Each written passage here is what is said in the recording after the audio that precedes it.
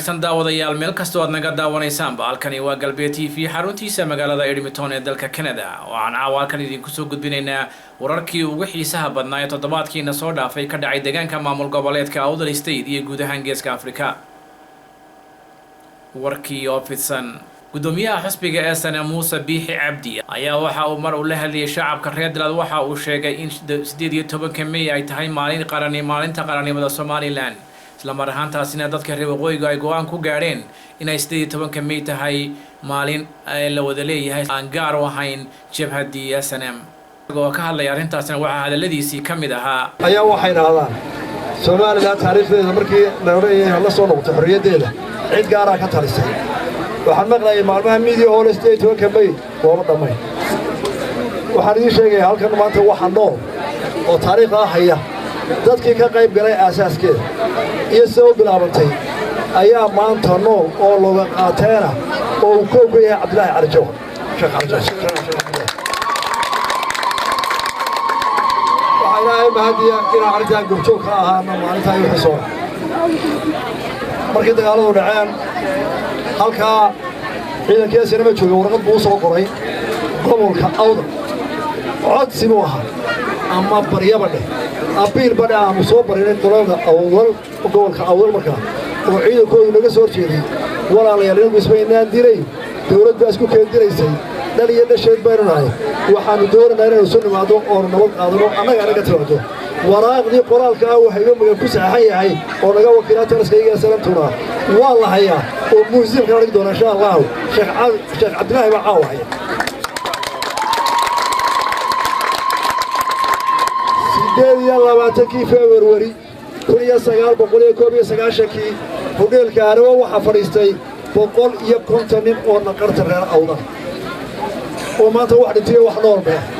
taariikhda lagu bilaabay SRA xorriyadda Somaliland iyo xasaasadeeda koob walka ka aha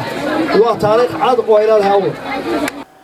dhinaca kale siyaasi Maxamed Cabdilaahi Obsi oo ah siyaasi ka soo jeeda deegaanka degmada Dila ayaa waxa uu sheegay in arrintaasi ay tahay hadal aan sal iyo raatoon lahayn isla mar ahaantaasina waxa uu sheegay in Muuse Biixi Cabdi uu yahay ninkii mas'uul ka ahaa aan qof kuna barakiciyay malaayiin qof ku barakiciyay deegaanadaasi gobolka Awdal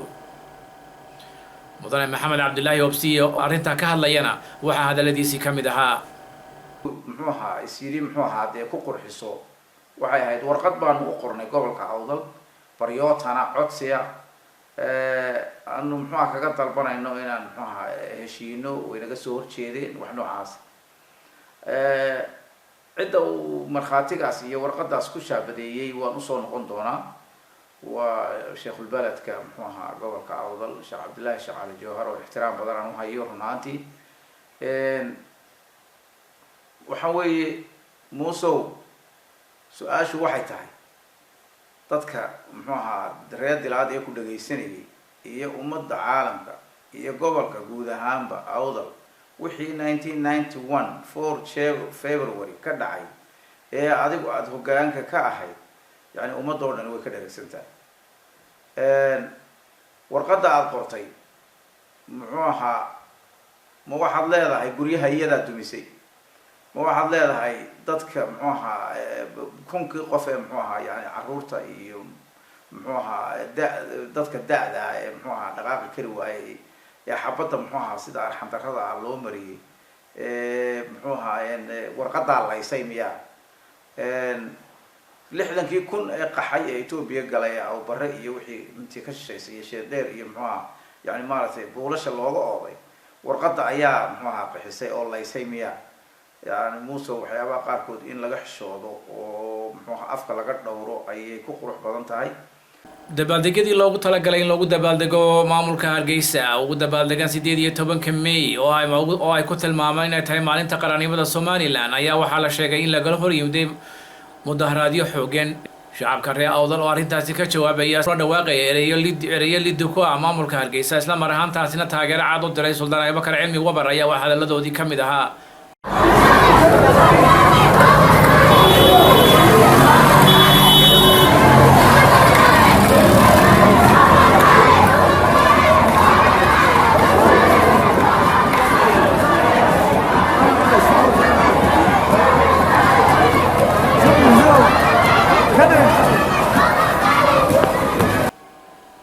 dhinaca kale Khaatuum State of Soomaaliya ayaa hooshada ayaa waxa ay tahay rag ku gubeen jidadka waaweyn ee magaalada Laascaanood waxaana maamulka Hargeysa uu rasaas ooda kaga qaaday isla mar ahaantaana waxa halkaasi dad fara badan ay ku dhaawacmeen halka qaar kalena la soo sheegay inay dhimasho ka soo gaadhay